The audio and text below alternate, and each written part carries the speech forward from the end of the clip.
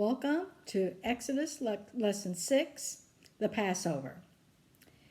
What you'll need to do before we get started today is, of course, say a prayer with your family, say your memory verse for your parents, and show them that you completed your homework. Also, you'll need to bring to the table today your What I Learned in Lesson 6 page with your pen or pencil, a scripture page that I've sent you with 2 Corinthians 7:10 on it, your Vines page that has the words repent or repentance on it, and your Strong's page that has repentance and repented on it also. All right, pause now. We have already seen that God sent 9 plagues on the Egyptians in order to convince them, and to convince Pharaoh, of course, to let them leave and to go worship God. But so far, Pharaoh has not repented and has not let them go. You'll see that he has at various times tried to compromise with them and try and make them do something different than what God would want them to do. And sometimes he said he would let them go and then just changed his mind and didn't let them go. And he's even told them, Moses, that he has sinned and that he was very sorry about that. But even that didn't cause him to change his mind and let the people go. This week is the final plague that God sends, and it is the death of the firstborn. The firstborn, that word used in Exodus 11 and 12, does not say whether the firstborn meant the first child that's born into the family, whether it's a boy or a girl, but it probably means the boy children, the first boy born in the family, because in Exodus 13:11 through 15, God dedicates the firstborn male of the animals and the firstborn male of the families to be used in the service of God. And the animals were sacrificed, but the males were bought back from temple service, and the Levites served in their stead. But the families paid a price after the child was 30 days old to redeem them from the temple service. One of the things that's really interesting about those times, and is even still happens in some countries in the Middle East, when a person in the family dies, there is a large wail that the people give out, a loud mourning sound. And you can imagine that if the firstborn son in every household in Egypt died at the same time at midnight, when God said that this would happen, that there must have been a huge wail over the land of Egypt. The sound must have been incredible, because it says even from Pharaoh's handmaid up to Pharaoh himself, the firstborn died. So it must have been a very traumatic time. Not only that, the firstborn of all the animals died too. Now the Israelites were spared if they went and put the blood of the lamb that they were to kill to eat that night on the lintel and the doorposts of their home. And one of the things I want you to discuss with your family right now is, was it enough for the Israelites to just believe that God would pass over their home, or did they actually have to do something? Did they have to put the blood on the lintel and the doorposts in order to be saved? And today, is it enough to believe in God and Jesus, or do we have to actually obey in faith? 2 scriptures you may look at to help you with understanding obedience of faith are Romans 1:4 and 5, and Romans 16:25 and 26. Pause now. Also this week we saw that the Egyptians gladly gave their gold and silver and clothes too to the Israelites if the Israelites just asked them, please give me that, and they would handed it over gladly. You know, before all these plagues began, I'm sure that if you asked an Israelite or even an Egyptian if it was even possible that could happen, they would have said, no way. I'm not giving them my gold or silver. And the Israelites would say, are you kidding? Ask the Egyptians to give up their stuff. They'll never do it. Well, guess what? God had already told them that this would happen. Do you remember when we talked about this before? Where was Moses when God told him that this would happen?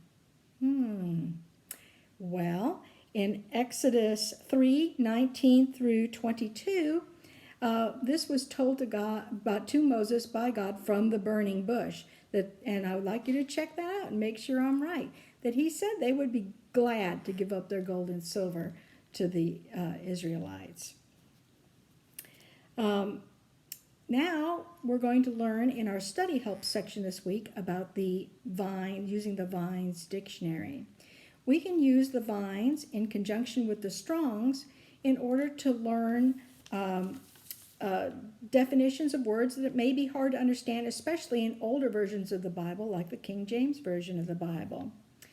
The Vines dictionary is divided into two sections. Unlike the Strongs that had all the words in order, whether they were from the Old Testament or the New Testament in alphabetical order, in the Vines, the Old Testament words appear in the first half and the New Testament words appear in the second half.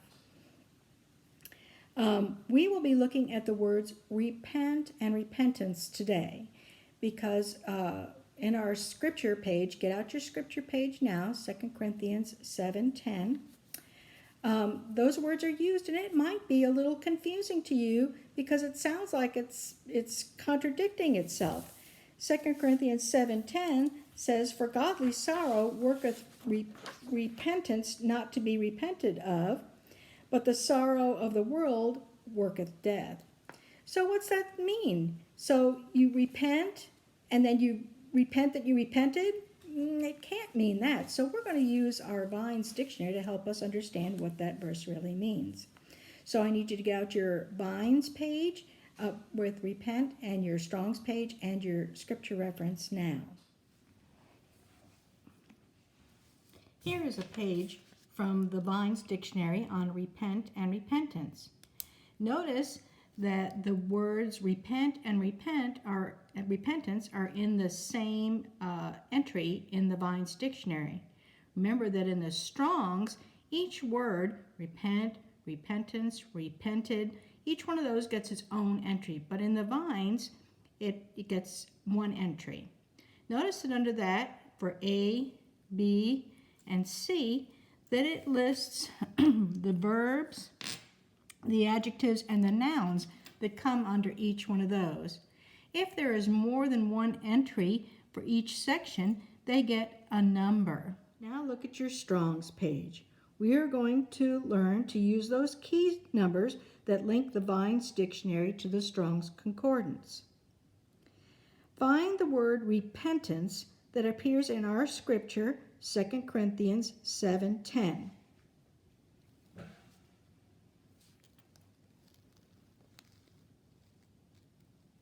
There it is.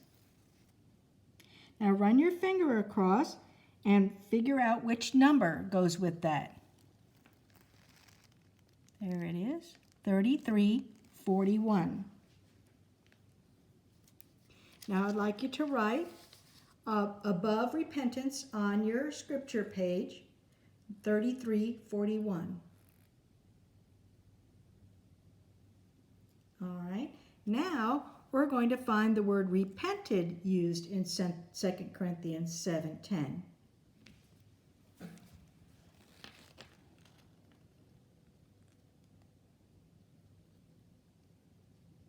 There it is. And run your finger across and see that the number there is 278.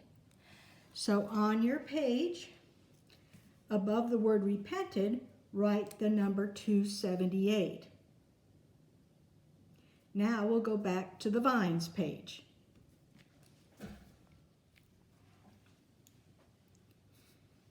Back in our Vines dictionary, you will notice that each word in the entry is a different word with a different key number.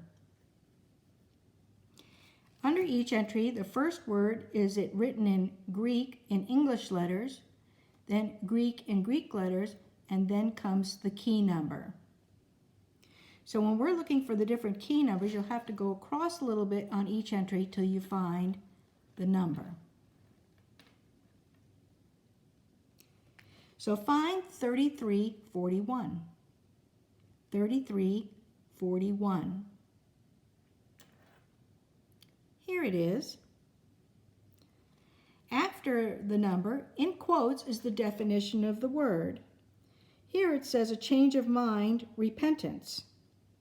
So above 33:41 on your scripture page, I'd like you to write a change of mind. This is what we usually think of when we think of repentance, and we usually just say to turn. And we know that because if you look over here, further down in the definition, it says in the New Testament, the subject has reference to repentance from sin, and this change of mind involves both a turning from sin and a turning to God. And that helps us to understand the word better. So above where you wrote a change of mind, write to turn. Next, we're going to look up our key number 278. So look down till you find 278. There it is. It means not repented of or unregretted. Let's use the word unregretted and write that above 278 on our page. That word's not used very often today, so we would probably say not to be regretted. So write that above unregretted on your page. So now that we have discovered new meanings to those words repentance and repented used in that verse, can you make more sense out of what the verse means? See if you can write what you think it means underneath the scripture that we had written on the page in the King James Version. Now I've put up on the screen what the New King James Version says that it means.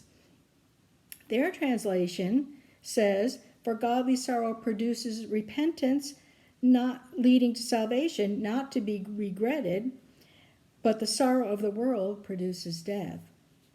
So let's think about that. What does that mean? Well, it means if you do something wrong and you feel sorry about it and you repent and turn back to God, that this is a good kind of sorrow. You're not to regret doing that because it turns you back to God, that sorrow. Whatever happened to make you sad that you did that. But if you have a worldly kind of sorrow where you say, I'm sorry, but you don't turn back to the right way of following God, then you can remain spiritually dead. You're spiritually alive when you're with God and in doing His will. So that is a better understanding, and you can see how modern versions, and you can look up in your own Bible, whatever version you have, and see how it translates it there, because sometimes the King James Version is a little hard to understand. Now, our discussion question for this week with your families is, can we be saved without the blood of Jesus? And this relates because we think, Christ was our Passover. And in the Passover, they had to put the blood on the lintel and the doorposts in order to be saved. Without it, they couldn't be saved. So is it the same with Jesus' blood since Jesus died for us today? I'd like you to look at Hebrews 9, 11 through 15, 1 Peter 1, 17 through 19, and 1 John 1, 5 through 7. And that'll be your discussion question for your family this week. Bye-bye.